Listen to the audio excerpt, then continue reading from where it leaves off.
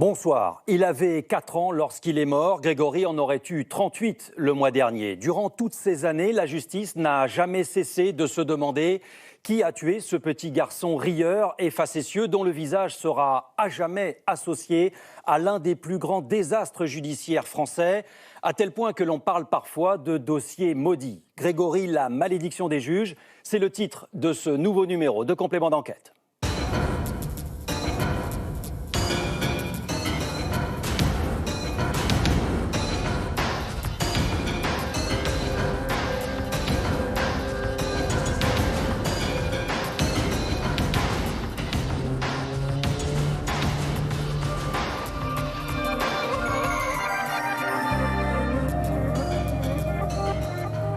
Alors, 34 ans de souffrance et puis se retrouver tout en prison. J'y crois plus beaucoup, la justice, vu ce qui se passe dans cette affaire. Ça apprend à devenir méchant, en fait. Je n'y crois plus en leur justice, ce sont les mots forts prononcés par Ginette Villemain. Ginette Villemain, c'est la belle-sœur de Jean-Marie Villemain. Vous êtes peut-être un peu perdu dans ce dossier. Il est vrai que cette affaire est prisonnière des clans et des haines depuis tellement d'années. Et si l'on a décidé à Complément d'enquête de s'intéresser à ce dossier hors norme, c'est précisément pour vous raconter comment et pourquoi la justice a failli, mais en même temps pourquoi elle n'a jamais abandonné ce dossier, signe qu'elle a peut-être quelque chose à se reprocher. Alors pour en parler avec nous ce soir, Maître François Saint-Pierre. Merci, Maître, d'être dans ce fauteuil rouge. Vous êtes l'avocat de Christine et Jean-Marie Villemain. On pense beaucoup à eux durant ce document. On le verra tout à l'heure et on poursuivra cette discussion. Mais d'abord, une question très simple. Est-ce que vous pensez qu'on saura un jour qui a tué le petit Grégory ? Je l'espère. Ça n'est pas sûr. Ça dépend beaucoup de la volonté, de la ténacité de la justice, c'est-à-dire des magistrats, des avocats et des gendarmes. Alors, certains parlent de dossier maudit pour s'en faire une idée. On va se plonger dans ce document subtil et passionnant. Il est signé Nathalie Sapena, Valérie Lucas et Vincent Buchy.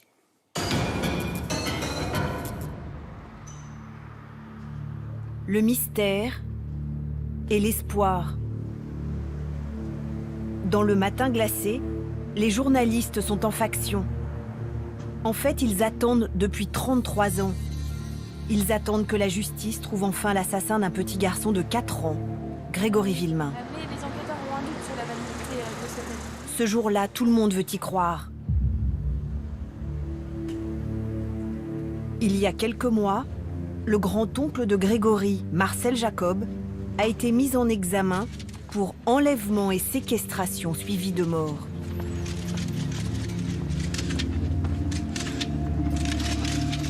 On va juste essayer de rentrer. Il est convoqué au palais de justice de Dijon pour sa première audition.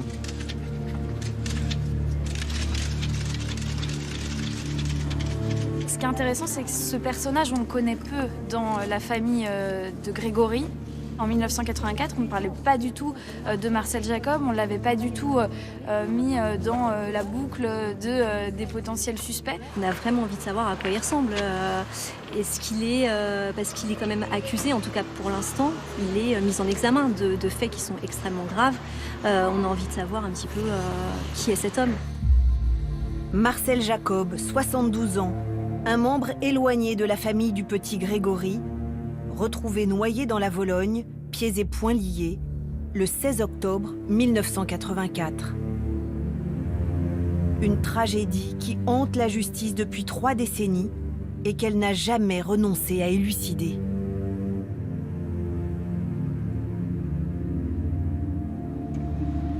Ce jour-là, les juges interrogent l'ouvrier à la retraite sur son emploi du temps d'il y a 33 ans.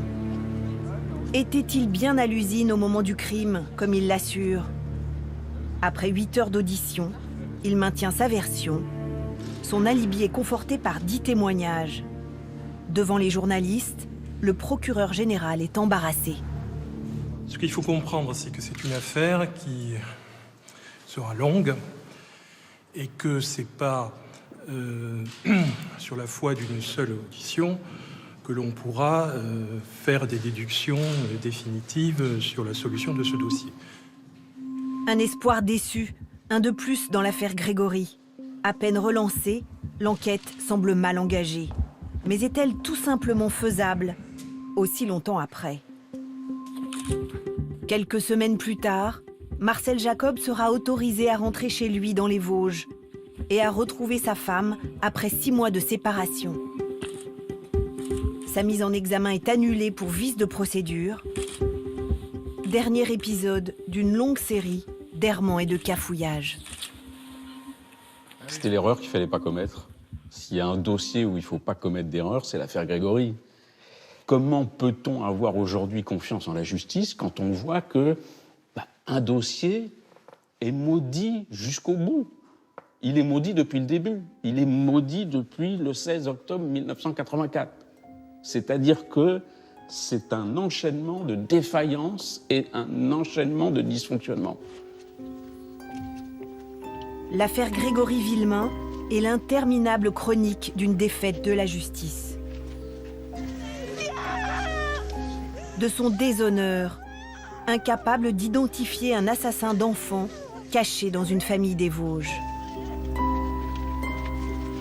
La dramatique et sordide affaire de l'assassinat du petit Grégory vient de connaître son premier dénouement. Si c'est vraiment lui qui a fait le coup, c'est Dr Jekyll de Mr. Hyde. C'est-à-dire que de façade, il est bien, mais de l'intérieur, il est complètement pourri. Bernard est innocent. Mon beau-frère, il est innocent. Laissez-moi, bordel! L'instruction se fait devant les caméras. Elle est saccagée dès le départ par les manquements du juge. Aucun rapport d'autopsie ne figure dans le dossier d'instruction. Et les documents graphologiques n'y figurent pas non plus. L'erreur judiciaire est enclenchée. Comment vous, personnellement, vous réagissez au fait qu'on puisse vous soupçonner? Pas trop bien quand même, parce que c'est quand même mon petit qu'on a enlevé. Et si c'était pas Bernard Laroche? C'est lui. 5 mois après la mort de Grégory, Jean-Marie Villemain abat à bout portant son cousin Germain. 3 décennies d'enquête, des milliers de pages, des centaines d'auditions et d'analyses ADN. Un assassinat d'enfant, ça mérite quand même, quand on peut faire un certain nombre d'investigations, fussent-elles coûteuses, de les faire. 6 juges d'instruction se succèdent dans ce dossier qui rend fou. Jean-Michel Lambert, surnommé le petit juge, se perd dans l'enquête et s'affranchit même du secret de l'instruction. Il a vraiment donné une image désastreuse de la justice, du métier de magistrat. Son successeur, le juge Simon, travaille d'arrache-pied pour remettre l'enquête sur les rails, jusqu'à en faire une crise cardiaque. Une institution judiciaire aujourd'hui à bout de solutions, aiguillonnée sans relâche par les parents du petit Grégory. Le couple de Christine et Jean-Marie Villemain est absolument décidé à trouver la vérité. Jean-Marie Villemain y consacre tout son temps libre. Voici les coulisses d'une affaire jamais classée. J'ai le sentiment que la justice essaye de se rattraper, comme pour laver en fait les erreurs passées, les dérapages. L'histoire d'un dossier maudit que la justice n'arrive pas à refermer.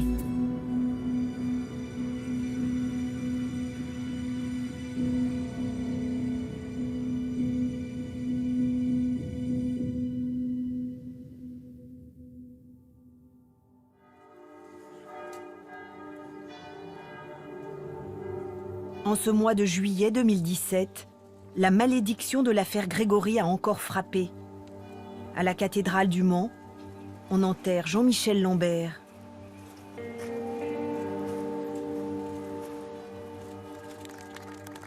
Des applaudissements en hommage à un homme considéré ici comme le 3e mort de ce dossier délétère.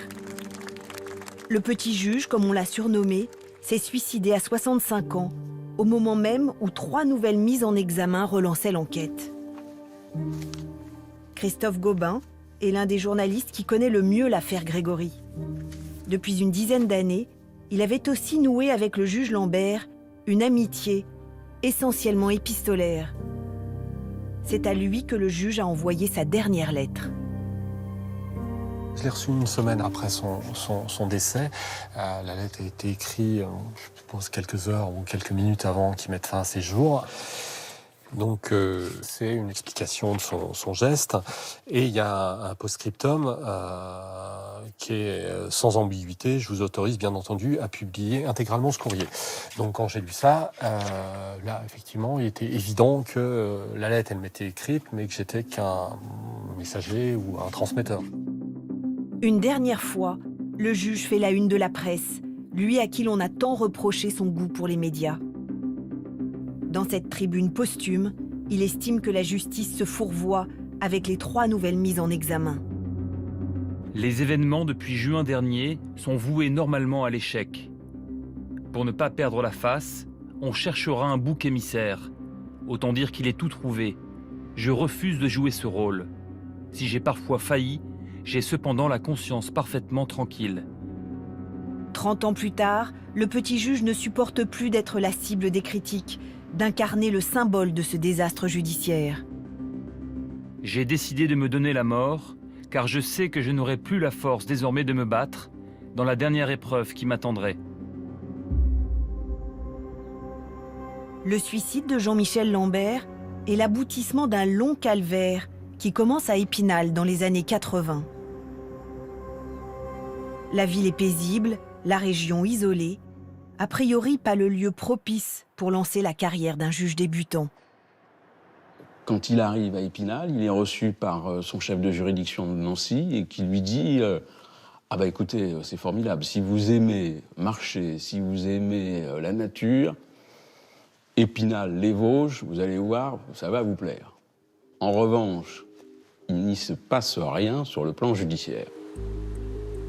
Et donc, effectivement, il a ce poste à Épinal parce qu'on considère qu'à Épinal, il ne se passe pas grand-chose. Et donc, c'est pas trop dangereux de mettre ce juge pas très bien préparé à ce poste.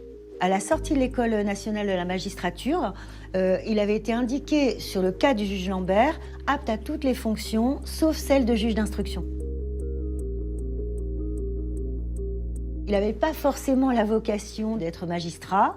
D'ailleurs, il le disait lui-même aux journalistes là-bas, il rêvait d'être romancier ou agent secret. Mais quand cette affaire arrive, il le dit à plusieurs reprises, pour lui, il dit « c'est l'affaire de ma vie, c'est la chance de ma vie, c'est mon destin ». Jean-Michel Lambert exerce depuis 5 ans, quand le 180e dossier de l'année arrive sur son bureau. Le meurtre d'un petit garçon de 4 ans, noyé dans la Vologne.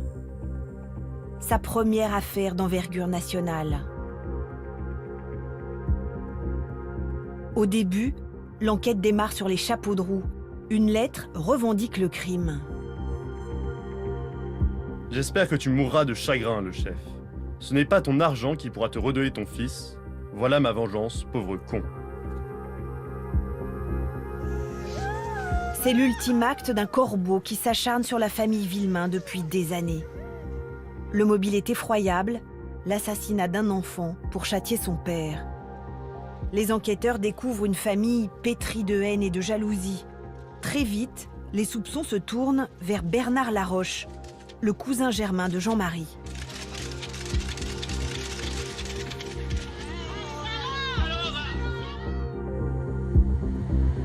Ce sont les expertises en écriture qui ont mis les gendarmes sur la piste Laroche.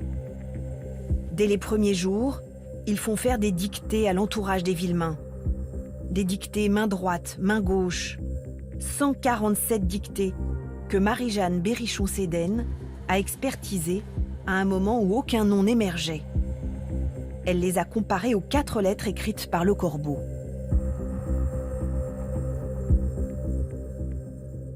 Premièrement, les documents anonymes sont l'œuvre d'une seule et même personne. Deuxièmement, 147 écritures ayant été examinées, une seule a été retenue. Et il s'agit de spécimens réunis sous le numéro 92. Voilà. Le 92, Bernard Laroche. Mais les conclusions de Marie-Jeanne Berrichon-Sédaine vont disparaître à cause d'une simple négligence du juge.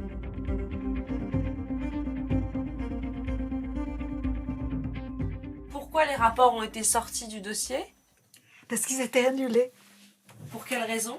Parce qu'ils n'avaient pas été faits sur ordonnance de magistrat. Je n'existe pas.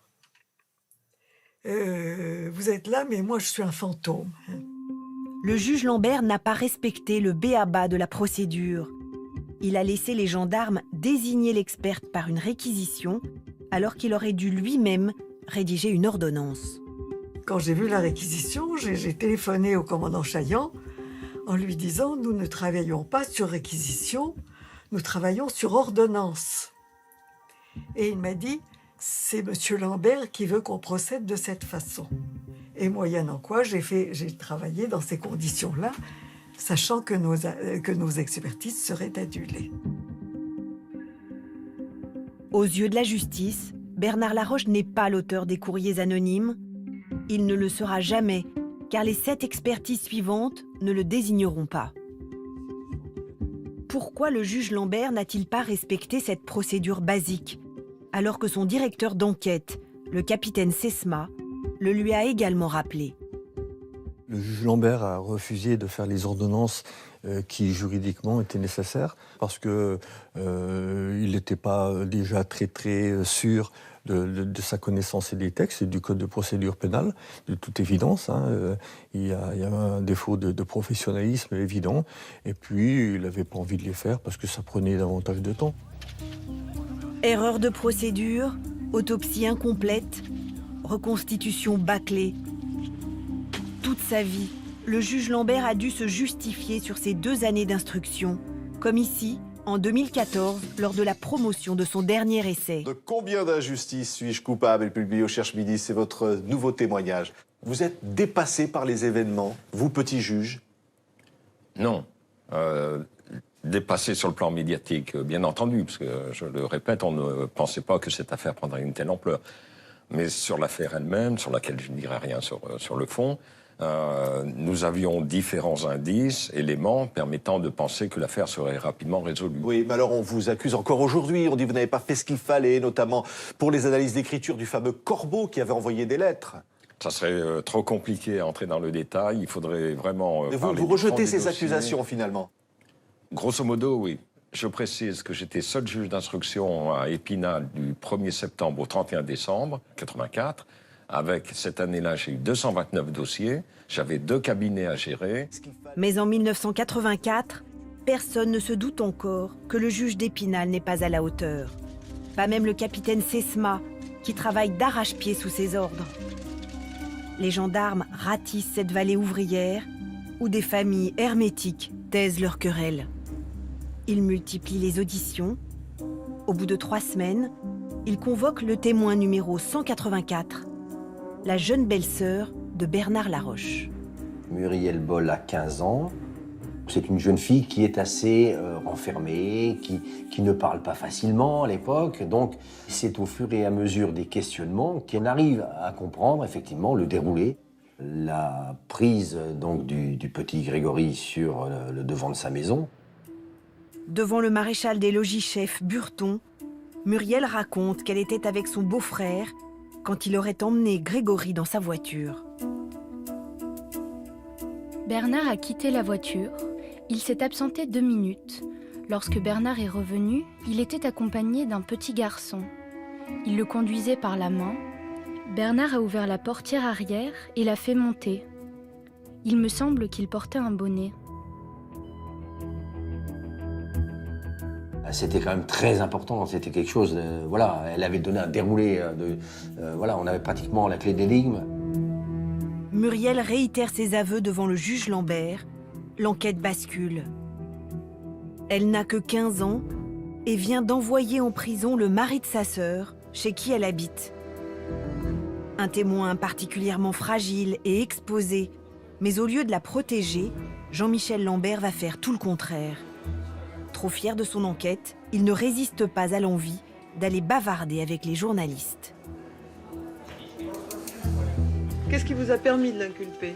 Un témoignage capital et en partie un rapport d'expertise. Des résultats partiels. Ce témoignage est celui de Muriel?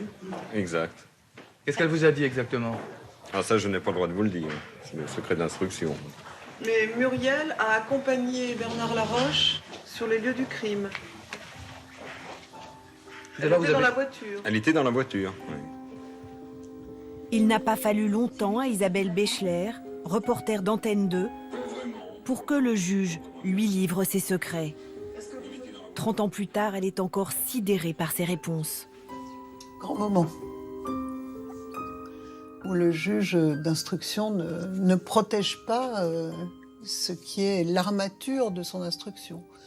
Le témoignage de Muriel était absolument cardinal et il le donne en pâture, il la renvoie dans sa famille, il ne la protège pas. Il l'a trahi, en fait. C'était épouvantable. Le soir même, à la télé, la France entière découvre Muriel Boll. Les gendarmes pressent le juge de la mettre à l'abri. Il ne les écoute pas. L'adolescente rentre chez elle, où la famille Boll au grand complet tient une réunion de crise. Aujourd'hui encore, on ne sait pas ce qui s'est passé cette nuit-là, dans la maison familiale.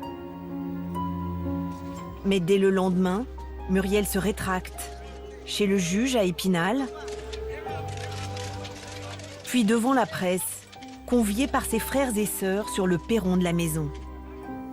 Donc dans cette voiture, dans la voiture de Bernard, vous n'y étiez pas? Non, je n'étais pas dans la voiture de Bernard. J'ai jamais été sur l'éponge, tout ça. Où le gosse a été noyé, j'ai jamais été là. Et là maintenant, vous nous dites Bernard est innocent, je n'étais pas avec lui, nous ne sommes pas allés à l'éponge. Bernard est innocent, mon beau-frère il est innocent. Jamais été avec mon beau-frère. Et pourquoi est-ce que vous aviez peur d'être considéré comme une complice? Je sais pas. Elle est dans un mode totalement mécanique quand elle nous parle. Il n'y a rien de spontané. Elle récite sa leçon, là. Sa famille était à côté quand elle a parlé Elle était entourée, oui, de membres de sa famille. Des grands frères en particulier. Enfin, il y avait 2 frères, dans mon souvenir, qui étaient là. Elle était encadrée. Cette volte-face est-elle due aux pressions de sa famille et de sa sœur Marie-Ange?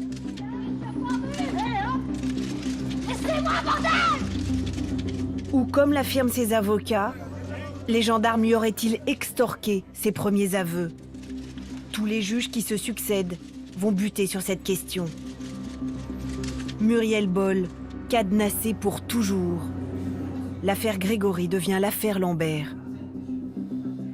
Quand vous mettez à un poste de juge d'instruction quelqu'un qui n'a pas, disons-le, les capacités pour les remplir, il ne fait pas bien son boulot. Avec effectivement en plus un homme qui, séduit un peu par les caméras, va accepter de répondre à quelques questions de confrères à la sortie de son bureau. Enfin, bon, voilà, c'est inimaginable. Personnellement, j'attendais ces rétractations. Elles ne me surprennent donc pas du tout et elles ne m'émeuvent pas davantage.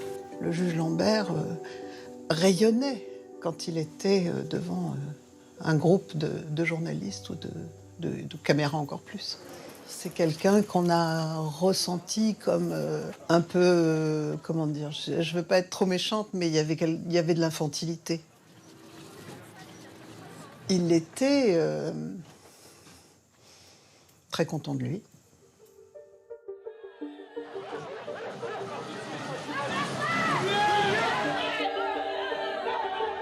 Aux yeux de l'opinion, le coupable est sous les verrous.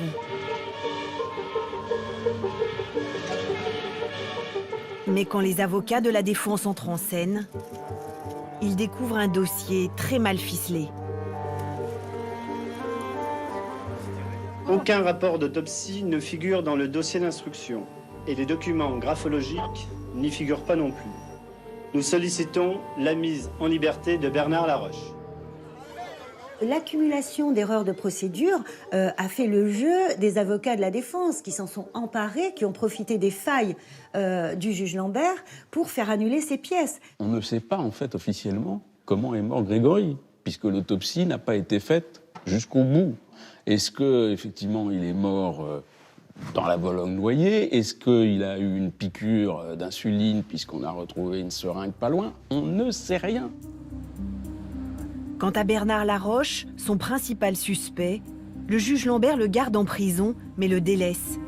Il n'ordonne pas d'expertise psychologique et il ne l'auditionne qu'une seule fois. Son procès-verbal d'interrogatoire sur le fond tient en 3 questions, et donc 6 lignes. Est-ce que vous avez joué le corbeau, monsieur Laroche? Il répond non. Est-ce que vous avez envoyé des lettres anonymes? Non. Est-ce que vous êtes allé à l'Épanche sur Vologne le jour du crime? Non. Voilà, c'est tout. Donc, voilà, c'est pas une instruction, ça. Au bout de 3 mois, le juge Lambert finit par libérer Bernard Laroche. Mais contre toute logique, il maintient son inculpation. Devant les caméras, il n'y a plus de monstre de la Vologne, comme l'avaient surnommé les médias. Le compte à rebours vers la catastrophe est lancé. Ça, je peux le dire à n'importe qui. Je suis innocent et j'espère que le vrai coupable sera trouvé un jour. Si je peux aider le juge, je le ferai, mais ça m'étonnerait.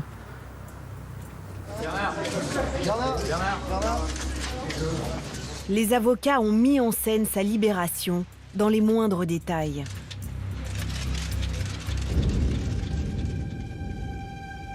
Et si c'était pas Bernard Laroche?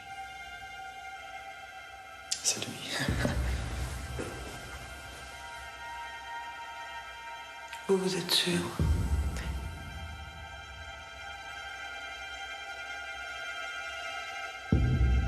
Le 29 mars 1985, Jean-Marie Villemain se rend chez Bernard Laroche et l'abat d'un coup de fusil. Jean-Marie Villemain ne pouvait pas comprendre que Bernard Laroche sorte de prison, toujours inculpé, avec pas de non-lieu. C'était quelque chose de trop violent, de trop choquant, de trop incompréhensible. Donc Jean-Marie Villemain ne s'est pas caché à certains d'entre nous, quand on allait le voir, de dire que si c'était comme ça, on ne pouvait pas croire à la justice. Il allait falloir qu'il fasse quelque chose.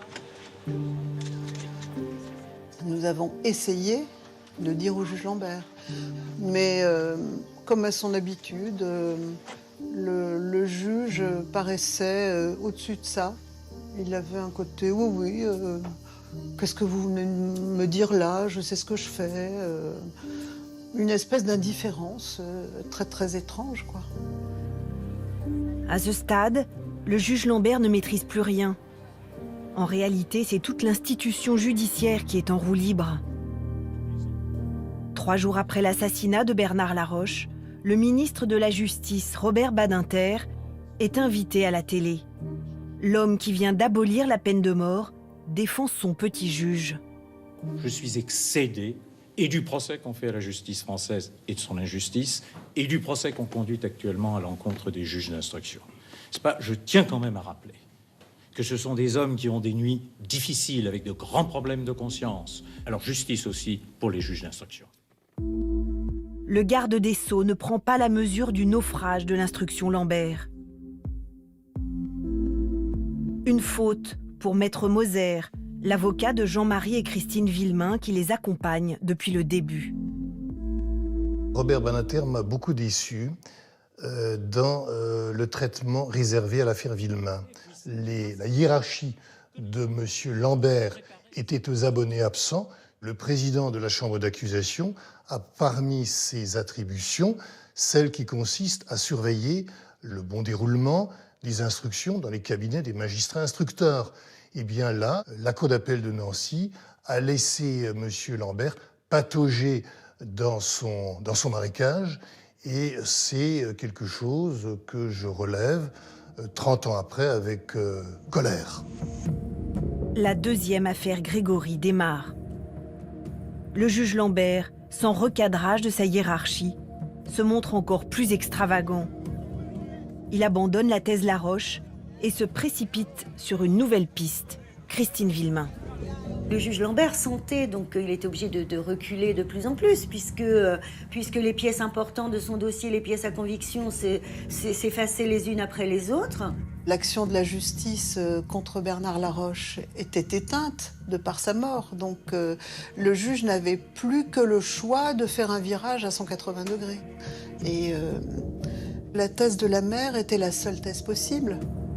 Car Christine Villemain était avec son fils au moment de l'enlèvement. Elle était en train de repasser pendant que Grégory jouait sur ce tas de sable devant la maison. Comment vous, personnellement, vous réagissez au fait qu'on puisse vous soupçonner? Pas trop bien quand même, parce que c'est quand même mon petit comme dans lui.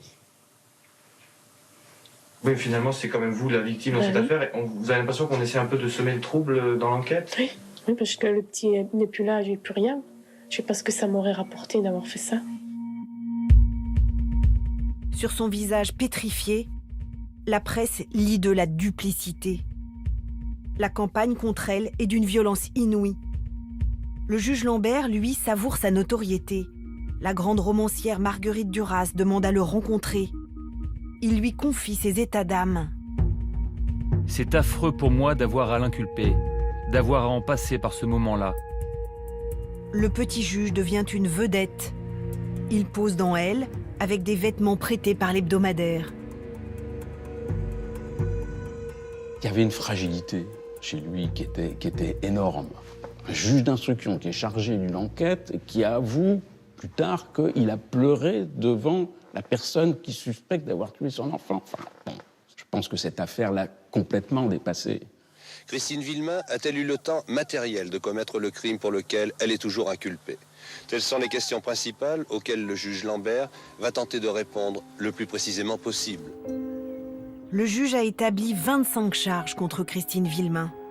Dans l'hypothèse où elle est coupable et seule coupable, elle a bénéficié pour parcourir le trajet dans les temps et commettre son crime sans être vue d'une chance diabolique. Emploi du temps, témoins inexistants, mobiles, aucune des charges ne semble tenir la route. Près de l'église, elle aurait ligoté l'enfant, puis l'aurait jeté dans la Vologne, derrière le bâtiment des sapeurs-pompiers. Personne n'a vu l'horrible scène en plein jour, en plein village. Une thèse qui aurait bien besoin de preuves décisives ou d'aveux pour devenir irréfutable et pour dissiper vraiment le mystère de la mort du petit Grégory. Malgré la faiblesse de l'accusation, le juge Lambert achève ses 2 ans d'instruction avec le renvoi de Christine Villemain en cour d'assises pour l'assassinat de son fils. Jean-Michel Lambert prend alors une année sabbatique. Il se raconte dans un livre, Le Petit Juge, est invité chez Bernard Pivot. Tout à ses rêves de gloire, il laisse derrière lui un champ de ruines.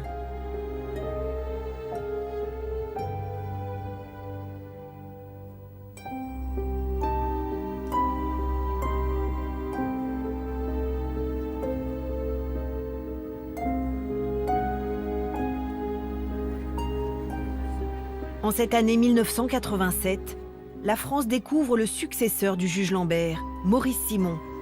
Sur ses épaules pèse la lourde tâche de remettre l'instruction sur de bons rails. Vous savez que vous faites l'unanimité parmi les observateurs de ce procès, de cette affaire. On dit, ah, quel grand magistrat, quel grand juge. C'est parce que je suis plus grand par la taille que le monsieur Lambert. C'est pour ça. Modeste et raide comme la justice. Enfin, vous pourrez constater que je paie mon marque-tête. Le juge Simon, c'est le magistrat de la cour d'appel de Dijon, donc haut magistrat qui a servi en Algérie, qui a été résistant aussi, et qui est un grand magistrat qui, à cette époque-là, lui, est déjà à l'âge de la retraite. Il doit prendre sa retraite bientôt et il va reporter son départ en retraite pour instruire ce supplément d'information. Et il va reprendre tout, faire des reconstitutions sur les lieux du crime qui durent 8 jours, avec tous les protagonistes de l'affaire. Il va faire plus de 170 auditions, interrogatoires, des gens qu'il réentend plusieurs reprises.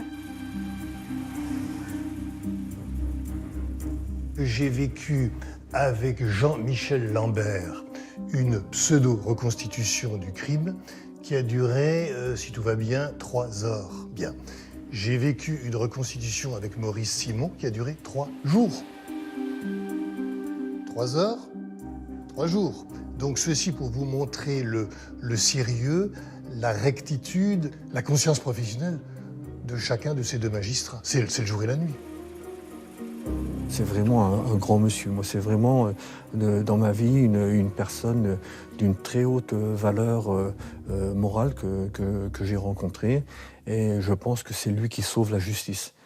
C'est grâce à lui que le char embourbé de la justice est sorti de son ornière.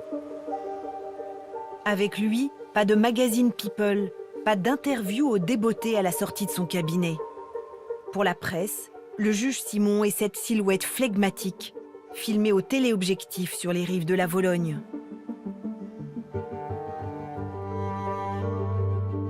Pourtant, cette affaire l'obsède. Elle va même le détruire. Ses angoisses, ses doutes, ses souffrances, il les confie chaque soir à son journal intime, 5 carnets à spirale qui vont être versés 30 ans plus tard à l'instruction. Jeudi 12 novembre 1987. Je pense ce soir à ce destin tellement extraordinaire qui, à la fin de ma vie professionnelle, m'aura projeté dans l'actualité d'une affaire hors du commun. J'ai toujours attendu de la vie quelque chose de grand ou d'extraordinaire, et cela est arrivé. Maurice Simon reprend une par une les 25 charges du juge Lambert contre Christine Villemain. Il s'aperçoit que le dossier est un foutoir. Il ne retrouve pas les cassettes du Corbeau, il ne retrouve pas les appels du Corbeau, le registre sur lequel la grand-mère de Grégory, Monique Villemain, inscrivait tous les appels du Corbeau, le nombre de minutes, l'heure, le jour, etc. Il reste plus que 16 pages sur 82, je crois. Il manque des tas de choses. Donc, avec sa greffière, ils ont tout repris, tout refait. Et puis, au bout d'à peu près 1 an, il a la conviction que Christine Villemain est totalement innocente. Dimanche 31 août 1988. À ce stade, il semble bien que Christine Villemain doive être innocentée. Il paraît certain que Bernard Laroche a bien enlevé le petit Grégory Villemain. C'est la piste interdite. Soupçonner Bernard Laroche, c'est s'engager en terrain miné, à la fois juridiquement et humainement. Maurice Simon le sait. Il faut cependant trouver la vérité.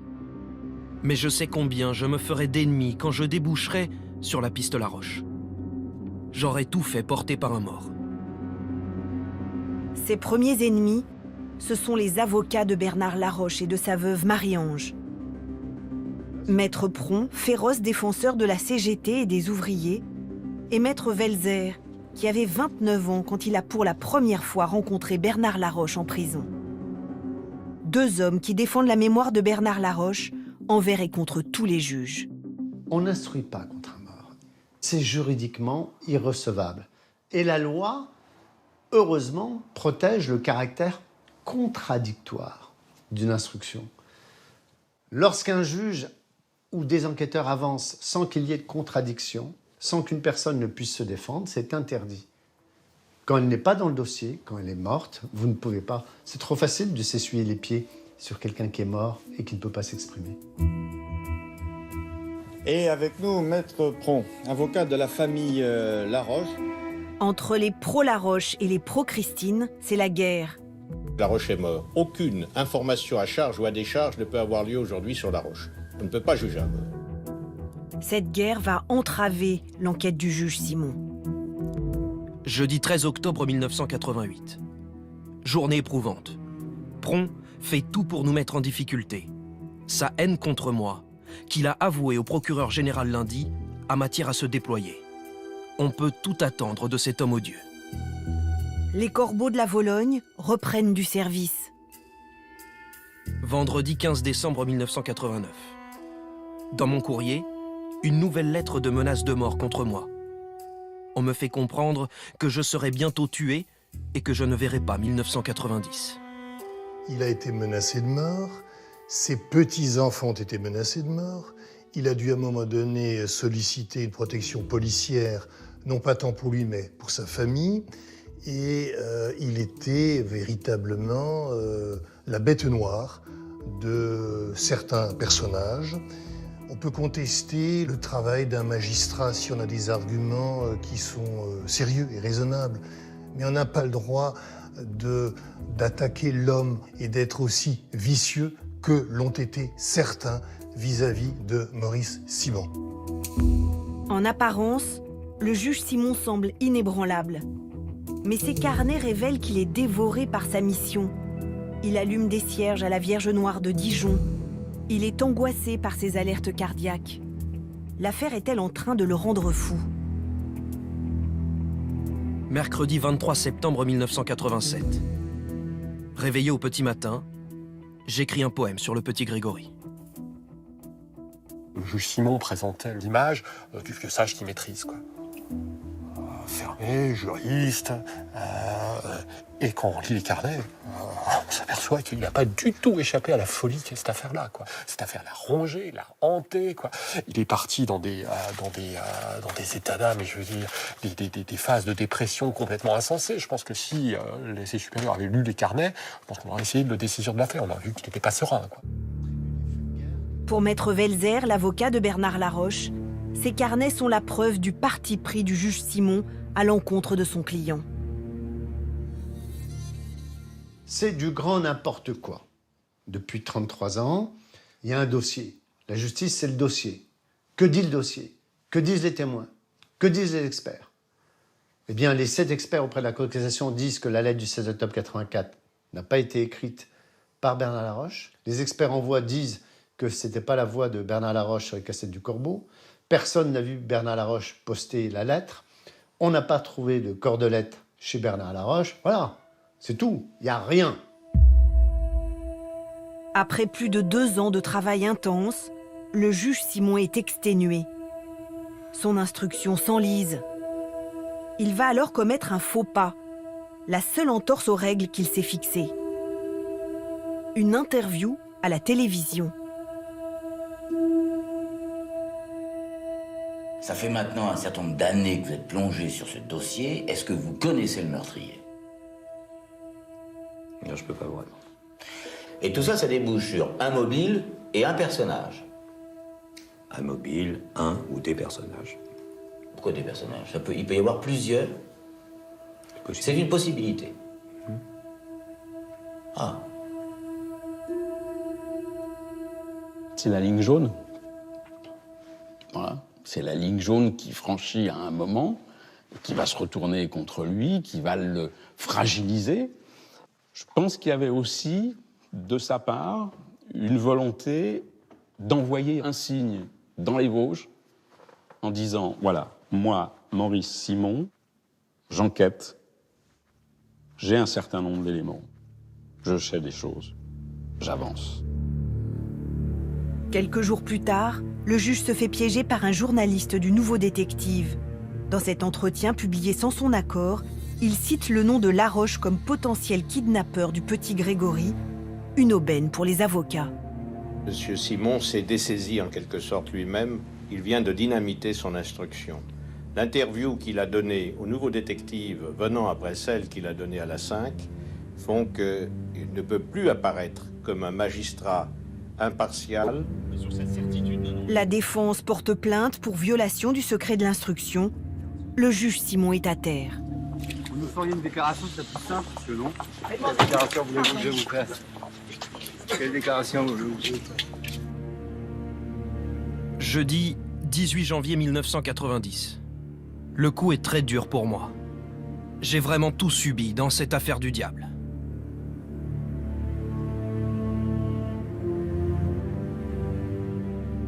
Pour lui, c'est un drame, parce que Simon, c'est la statue du commandeur à Dijon, et c'est le grand magistrat qui a jamais failli, qui a jamais violé le secret de l'instruction, jamais.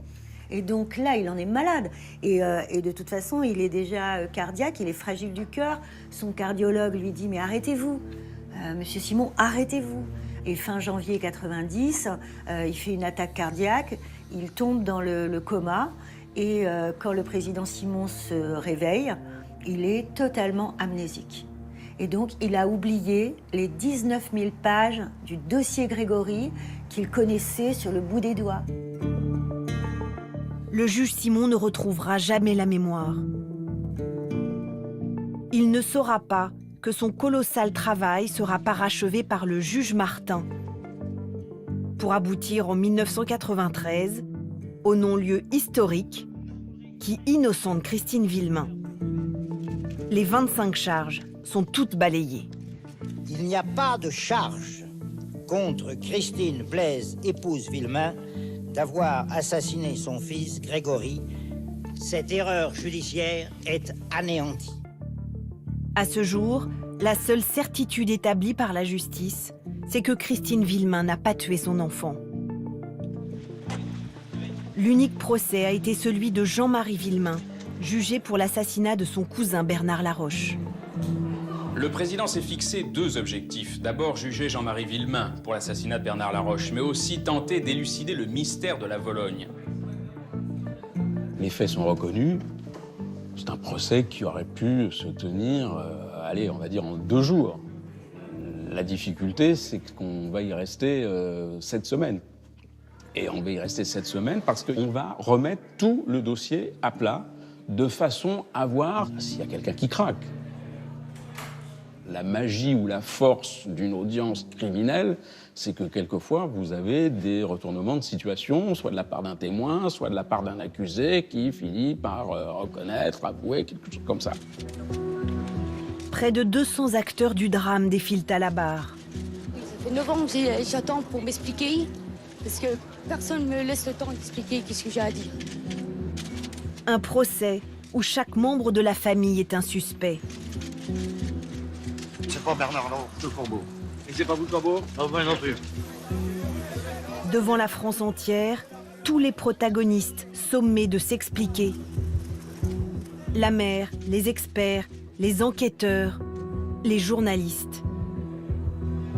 Quand le juge Lambert est appelé à la barre, l'audience tourne au procès d'une justice en faillite. C'est peut-être, dans l'affaire Grégory, le seul moment où il n'y a pas de bévue.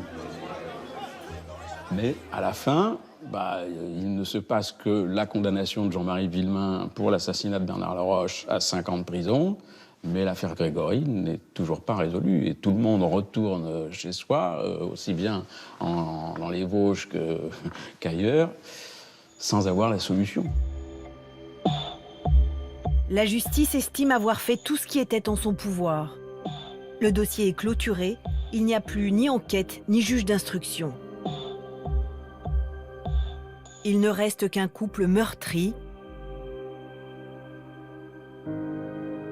traumatisé par 10 ans d'errement judiciaire. Mesdames, Mesdemoiselles, Messieurs, bonsoir. Voici Madame et Monsieur Villemain. Il y aura donc cette année 10 ans que ce drame vous a fauché pour toujours, selon votre propre expression. Pour l'opinion publique, matraquée par la presse, Christine Villemain est encore perçue comme la mère infanticide. Elle a fait les comptes, 2000 articles consacrés à son inculpation, pour son non-lieu, 23. Je ne supporte plus déjà, c'est de voir des nouvelles têtes, parce que bon, on me regarde, j'ai toujours l'impression qu'on me regarde en se posant des questions, en se disant oh non, mais c'est elle a été accusée. Je veux dire, la Christine Villemain que la justice a faite, ce n'est pas moi. Je veux dire, je me suis retrouvée avec toute cette boue en pleine figure pendant des années, et je ne supporte plus ce visage. Alors quand je me vois... Christine Villemain, inculpée pendant 8 ans pour le meurtre de son fils. Jean-Marie Villemain, condamné pour l'assassinat de son cousin. De par mon acte, je n'ai plus droit à la compassion. Ça, je le sais, parce que bon, je le regrette et je ne cherche pas la compassion. Seulement, ce que je voudrais expliquer, c'est que c'est ce qui s'est passé à Épinal. Christine l'a dit tout à l'heure, il n'y avait pas de justice à Épinal. Nous, notre justice, c'était Monsieur Lambert. Quand vous perdez votre enfant et puis que vous voyez ça, c'est pas possible. Vous vous dites, c'est pas l'image qu'on se donne de la justice, des médias, de ces auxiliaires de la justice, les avocats. C'est la dernière interview de Jean-Marie et Christine Villemain. Après cette date, il n'y aura plus aucune photo d'eux, ni apparition médiatique.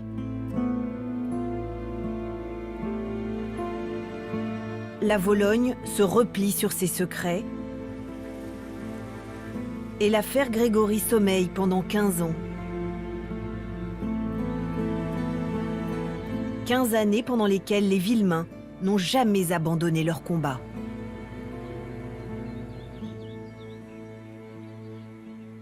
Le couple de Christine et Jean-Marie Villemain est absolument décidé à trouver la vérité.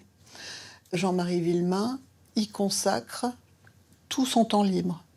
Jean-Marie Villemain est un véritable auxiliaire de justice. C'est absolument phénoménal de voir à quel point il peut consulter, connaître tous les PV, tous les actes d'instruction, comment il a été celui qui a pu relancer l'affaire quand elle était menacée de prescription.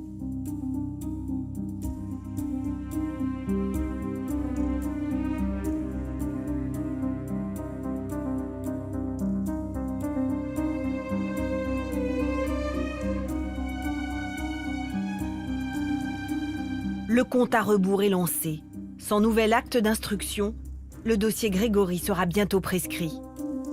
En 2008, les Villemain sollicitent le seul magistrat en mesure de rouvrir l'enquête, Jean-Marie Benet, à l'époque procureur général de Dijon. Je les reçois et je suis assez, impressionné par leur démarche. Il n'y a pas de rancœur contre l'institution et ils ont encore gardé une grande confiance dans l'institution et dans ce qu'elle peut faire sur le chemin de la vérité. Et c'est un des éléments, croyez-moi, qui ont joué beaucoup pour que j'accepte de réouvrir le dossier. L'autre élément décisif, ce sont les tests ADN, avancée scientifique majeure qui n'existait pas au moment de la mort de Grégory. En 2000, il y avait déjà eu une tentative d'identifier la salive du corbeau sur le demi-timbre de la lettre de revendication du crime. En vain. 8 ans plus tard, sur les conseils d'un éminent expert suisse, les Villemain demandent l'analyse des nœuds de la cordelette qui attachait leur enfant. Ces nœuds, gardés sous scellés, n'ont jamais été défaits en 30 ans d'enquête. On attendait tous, quand même, en faisant cette démarche, d'avoir une avancée, comme on dit, significative dans la recherche de la vérité. Bon, nous ne l'avons pas eu, donc on était déçus, c'est évident. Encore un échec. Les seules empreintes génétiques trouvées seront celles des gendarmes. Les recherches ADN dans le dossier Grégory ont coûté plus de 800 000 €. En misant sur les progrès de la science, la justice pensait récupérer les indices perdus. Mais il est trop tard.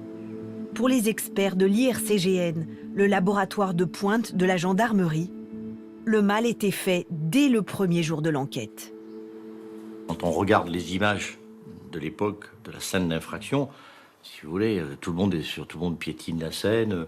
On voit en plus, si on regarde bien, les gendarmes sont encore avec la vareuse et le baudrier et le képi sur la tête.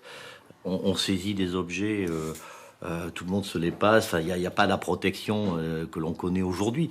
Donc quand on regarde le contexte de prélèvement et de conservation des indices, on peut se poser des questions sur les milliers d'euros qui ont été, je dirais, investis dans cette affaire. Est-ce que la justice se doit de tout faire encore, quel qu'en soit le coût? Je vais vous dire, nous parlons d'un assassinat d'enfants. Et un assassinat d'enfant, ça mérite quand même, quand on peut faire un certain nombre d'investigations, fussent-elles coûteuses, de les faire. Comment dire aujourd'hui à Christine et à Jean-Marie, on arrête? Compliqué. Et puis je pense qu'en quelque part, il y a cette volonté non avouée, le non-dit de certains magistrats, de dire « et si j'étais celui qui trouvait la solution ?» Donc on continue. Péché d'orgueil. La justice désormais se veut irréprochable.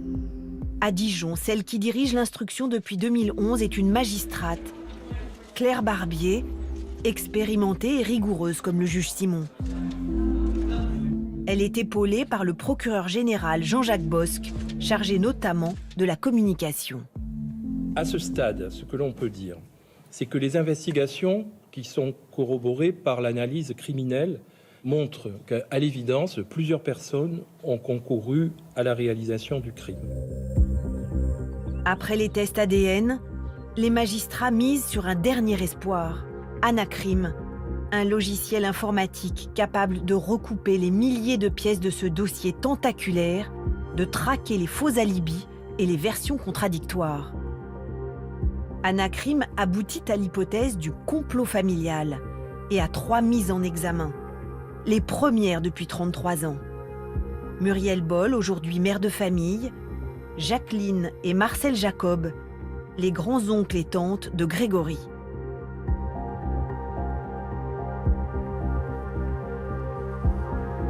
Comme si la malédiction se poursuivait, 1 an plus tard, ces mises en examen sont annulées pour vice de procédure. Maître Juriana, l'avocat de Marcel Jacob, reste cependant sur le qui-vive. Une nouvelle mise en examen est possible, car l'instruction continue, toujours guidée par Anacrime. Anacrime, c'est très utile quand il y a un problème d'horaire, quand il y a un problème géographique. Mais c'est pas Anacrime qui va résoudre. D'autant plus quand on s'aperçoit qu'il a été mal alimenté. Puisqu'on a oublié de rentrer le procès-verbal selon lequel ils avaient un alibi pour toute la journée du 16 octobre 84. Bon, on peut lui faire dire n'importe quoi. Si les gendarmes avaient alimenté correctement Anacrime, c'est-à-dire que s'ils avaient mis le PV selon lequel ils ont un alibi le jour des faits, le nom de Marcel et Jacqueline Jacob ne sortait jamais. Selon l'avocat, les Jacob étaient à l'usine le jour du crime. Mais la justice s'appuie sur un autre élément à charge. Sur les hauteurs d'Aumonzey, depuis son pavillon violet, Marcel Jacob aurait été en mesure d'espionner les membres de la famille Villemain à 800 mètres en contrebas, le poste d'observation idéal pour le corbeau de la Vologne.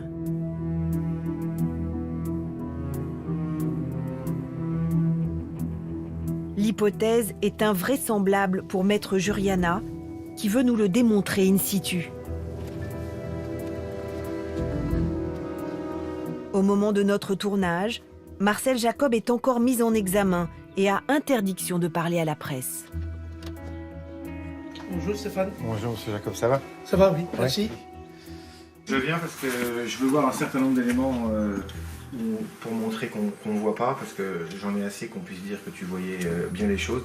Donc je viens pour qu'on voit ça, ok? D'accord. Vous pouvez me laisser tranquille, il n'y a pas de problème. Okay. Allez, faites. Merci. À tout de Je suite. vous en prie. L'avocat sait bien que l'affaire se plaide aussi devant les journalistes. Là, on est en période hivernale, les feuilles sont tombées, donc on peut effectivement tenter de regarder. Moi, je vous invite à le faire, on voit rien, mais strictement rien. Alors aujourd'hui, on me dit on ne peut plus le vérifier. Pourquoi? Parce qu'il y a de la végétation qui a poussé. Alors quand on a dépensé des millions et des millions d'euros en expertise qui n'ont rien donné, je ne dis pas que c'est pas bien, hein. Je dis qu'on n'est peut-être pas à 10 000 euros près d'avoir à couper des arbres. Moi, Vous pensez qu'il faut couper ces arbres? Ah mais moi, si l'accusation persiste à me dire on voyait parfaitement, eh bien je ferai une demande officielle à ce qu'on coupe les arbres. L'avocat dénonce cette justice de bureaucrates cloîtrés dans leur palais de Dijon, à 200 km de la Vologne. Une justice en laquelle certains membres de la famille Villemain n'ont plus confiance. Comme Ginette Villemain. L'an dernier, la tante du petit Grégory a été placée en garde à vue, puis relâchée par la juge Claire Barbier. Qu'est-ce qu'elle vous a dit quand vous l'avez vue? Moi, elle m'a regardé comme si j'étais une criminelle. Ça fait mal. 34 ans de souffrance et puis se retrouver peut-être en prison. J'y crois plus beaucoup, la justice. Vu ce qui se passe dans cette affaire, ça apprend à devenir méchant, en fait. Jean-Marie et Christine Villemain ont quitté la Vologne depuis longtemps. Ils ont vidé la tombe de leur petit garçon et emporté ses cendres en région parisienne où ils ont refait leur vie. Selon leurs proches, ils n'ont aucune haine, aucun désir de vengeance. Tout ce qu'il souhaite, c'est connaître un jour les derniers instants de la vie de Grégory.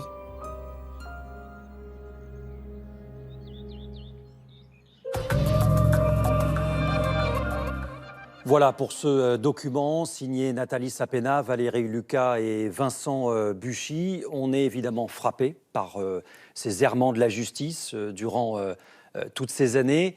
Vous êtes donc l'avocat de Christine et Jean-Marie Villemain. On a fait en sorte qu'ils puissent voir le film. Ils vous en ont parlé ? Oui, Jean-Marie m'a dit qu'il avait bien apprécié ce film pour sa rigueur, sa cohérence et son honnêteté.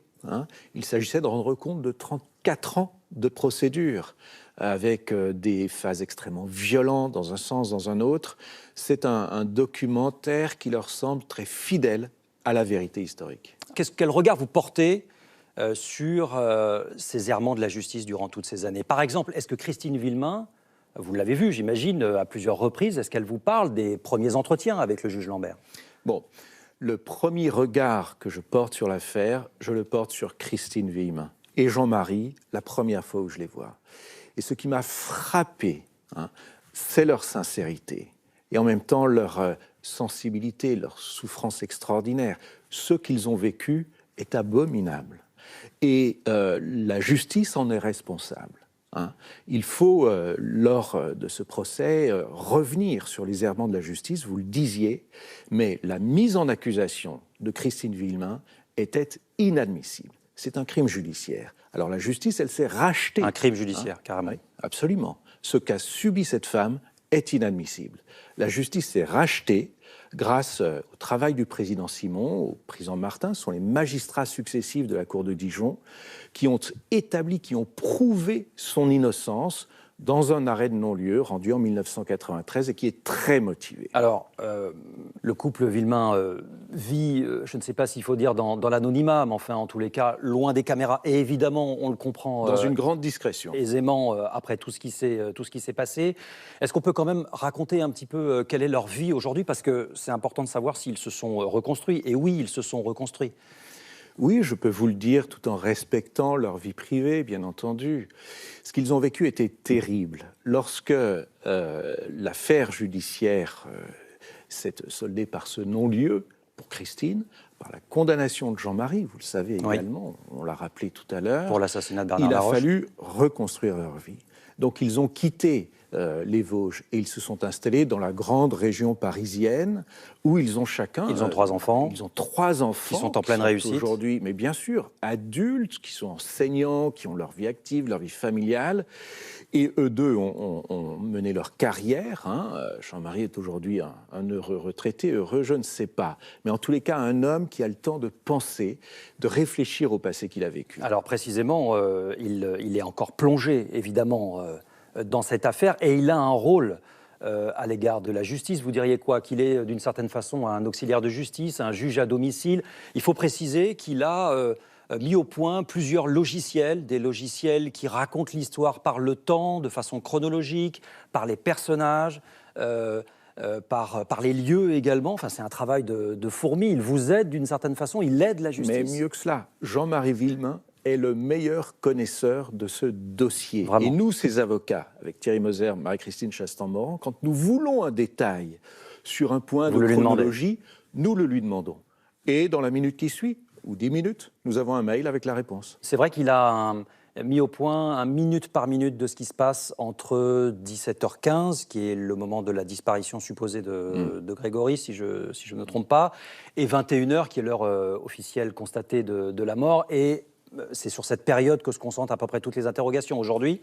Est-ce qu'il a vraiment un minute par minute, par exemple, de cette période-là ? Écoutez, Jean-Marie Villemain a fait un travail extraordinaire de reconstitution de ces minutes, de ces secondes, du moment de l'enlèvement de son enfant jusqu'à la découverte de son corps. Et pourquoi ? C'est parce que cet homme est habité cruellement par la mort de son enfant et que jusqu'à son dernier souffle, il voudra connaître la vérité, et Christine également. Et cela, c'est un sentiment tellement humain, tellement profond et légitime, qu'il est tout à fait normal que Jean-Marie et Christine Villemain veuillent que la justice aille jusqu'au bout. Alors, est-ce que le dossier est dans l'impasse aujourd'hui ou pas ? Non, je ne crois pas. Écoutez, On peut attendre de nouveaux éléments ? Ce que souhaite Jean-Marie Christine Villemain, c'est la vérité, pas la désignation d'un bouc émissaire, et que cela se fasse dans les règles du droit. Il souhaite que le procès soit équitable et que personne ne vive ce que eux ont vécu dans les années 80. J'imagine qu'il soit bien clair. J'imagine qu'ils ne supporteraient pas qu'il y ait une nouvelle erreur judiciaire. D'une certaine façon, ce serait dramatique. Par conséquent, ils acceptent tout à fait que Muriel Boll ou les époux Jacob exercent leur recours judiciaire. C'est normal, ils ont le droit de se défendre. Et nous répliquons. Et c'est ainsi qu'actuellement, la Cour de cassation se prononce sur la validité de la procédure, tant celle des années 1984 et suivantes, d'aujourd'hui. Bien, la Cour de cassation va se prononcer. Quand cela sera fait, j'espère avant la fin de l'année, la justice à Dijon pourra reprendre le cours des investigations qui ne sont pas totalement suspendues. Alors précisément, parlons-en, pardon de vous couper, mais est-ce qu'il y a de nouveaux éléments auxquels il faut s'attendre ou sur lesquels travaille la justice ? Est-ce qu'il faut s'attendre à des nouveaux prélèvements ADN ? Alors, vous savez que si la justice a relancé l'affaire autrefois, c'est à la recherche de traces d'ADN sur la cordelette, sur des objets, des enveloppes, etc. Bien. Jusqu'à présent, ça n'a pas donné grand-chose. Il y a encore un espoir ? Et oui, parce qu'il y a encore des traces d'ADN qui n'ont pas pu être identifiées. Sur la fameuse cordelette ou ailleurs ? Oui, on n'a pas pu mettre de nom dessus. Donc, il est tout à fait possible que dans les mois qui viennent, de nouvelles personnes soient identifiées. Nouvelles personnes ? C'est possible. Ou des gens qui sont dans le dossier, mais auxquels on n'a pas forcément pensé. Exactement. D'accord. Concernant les enregistrements audio, on sait qu'il y a... alors là, ça fait référence au fameux corbeau. Il y a des enregistrements audio. Avec la science aujourd'hui, est-ce qu'on a des moyens d'en savoir un peu plus ? Est-ce que la science peut rattraper les erreurs judiciaires, d'une certaine façon, du passé ? Ces enregistrements audio ont été analysés, expertisés, notamment par la gendarmerie, et permettent d'identifier des voix, des sons. Certains avocats rient en disant « on entend des marches, etc. sur un escalier ». Ce qui permet de deviner d'où le coup de fil aurait été passé. C'est très sérieux. Et par conséquent, l'exploitation de ces enregistrements permet de reconstituer ce que l'on appelle classiquement une scène de crime. Voilà. Et lorsque cette scène de crime sera parfaitement établie, cela voudra dire qu'un procès devant une cour d'assises est possible. Il y a aussi des témoignages qui, d'une certaine façon, réapparaissent ou sont entendus peut-être d'une nouvelle façon. Je pense notamment aux témoins de cette fameuse voiture qui quitte le domicile familial à 17h15. Ce témoin qui croit voir donc quelqu'un ressemblant à Bernard Laroche et quelqu'un ressemblant à Muriel Boll. On rappelle que ce sont les deux auteurs supposés pour le moment. Ils sont présumés innocents, mais auteurs supposés. Est-ce que ces témoignages-là peuvent être... comment dirais-je, à nouveau entendu, enfin je ne sais pas comment il faut dire, mais à nouveau validé par la justice ? Bon, le temps a passé bien entendu, mais moi ce que je pense, c'est que certaines personnes dans la Vologne, dans le cercle familial élargi, n'est-ce pas, des Boll et des Jacob, savent. Ils savent ce qui est tenu secret jusqu'à présent. Et l'espoir que j'ai, c'est que l'une de ces personnes comprenne enfin un jour qu'il n'est pas possible humainement de conserver ce secret et qu'il faudra dire la vérité pour Jean-Marie et Christine Villemain, pour la mémoire de Grégory, mais pour nous tous. Ça n'est pas possible de vivre avec le secret de la mort de cet enfant. Et alors, vous me disiez, parce que ça fait très très longtemps que dure cette affaire, qu'il y a peut-être un espoir aussi avec les nouvelles générations. Tout à fait. À qui vous faites allusion, ou en tous les cas, à quoi faut-il s'attendre ? Je pense que les jeunes générations du clan Boll, Jacob, peuvent un jour... Les enfants des protagonistes. Oui, considérer que ce n'est pas possible de porter un tel fardeau. Ils savent des choses. Certains savent. Eh bien moi, je souhaiterais qu'ils parlent.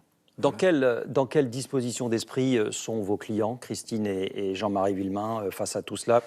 Est-ce qu'ils ont quand même une thèse ? Est-ce qu'ils avancent une idée assez précise de ce qui a pu se passer entre 17h15 et 21h, sans que vous me le dévoiliez évidemment, mais est-ce que vous sentez quelque chose de ce point de vue-là ? Vous savez que pendant des années, ils ont été convaincus de la culpabilité de Bernard Laroche. La justice a progressé, les gendarmes, grâce à Anacrim, ont mis en exergue la possibilité de l'intervention d'autres personnes, ce qui bouleverse leurs convictions, bien entendu. Et je pense profondément à Jean-Marie, le film le dit, s'il a tué Bernard Laroche, c'est convaincu qu'il était le coupable. Et il ne s'en glorifie pas, bien entendu. Au contraire, il porte ce fardeau sur lui et il le portera jusqu'à la fin. Mais là, les gendarmes révolutionnent la théorie du crime et disent que Bernard Laroche aurait enlevé l'enfant et ce seraient d'autres personnes qui l'auraient tué. Donc, bien sûr qu'ils souhaitent savoir la vérité et ils sont donc en même temps confiants, patients et en même temps, comment ne pas être sceptiques. Merci Maître Saint-Pierre. Vous pouvez bien sûr nous interpeller, nous interroger sur les réseaux sociaux, sur Facebook, sur Twitter. Je voudrais remercier Thomas Soto de m'avoir si chaleureusement passé le relais en public, vous l'avez peut-être vu la semaine dernière, mais aussi dans la coulisse. Merci également à Nicolas Poincaré de nous souhaiter une belle rentrée sur les réseaux sociaux. Je voudrais dire que je suis évidemment très fier de m'asseoir pour la première fois dans ce fauteuil. C'est celui de quelqu'un qui a beaucoup compté pour moi, pour nous tous, Benoît Duquesne. Il a été mon guide d'une certaine façon, celui qui nous a appris, à moi, mais à tant d'autres, à mettre, comme on dit, le pied en travers de la porte. Je remercie Thomas Auro, qui est le rédacteur en chef de cette émission, Clément Castex et Samuel Humez, qui sont les rédacteurs en chef adjoints, Caroline Durand, qui m'a aidé à préparer les plateaux, Philippe Lallemand, bien sûr, avec toute son équipe, qui est le réalisateur de cette émission. La semaine prochaine, on vous parlera de Donald Trump, jeudi, en deuxième partie de soirée, avec cette question qui va vous faire réfléchir, j'en suis sûr. Et si Donald Trump avait raison? Belle fin de semaine sur France Télévisions et bonne soirée, à bientôt.